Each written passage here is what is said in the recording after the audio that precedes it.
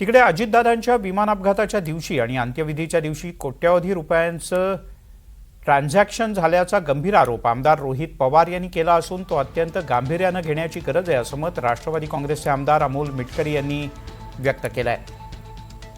त्यांच्या माहितीनुसार तब्बल 165 कोटी रुपयांचे व्यवहार त्या दिवशी व्ही.के. सिंग यांच्या खात्यात झाल्याचा संशय आहे।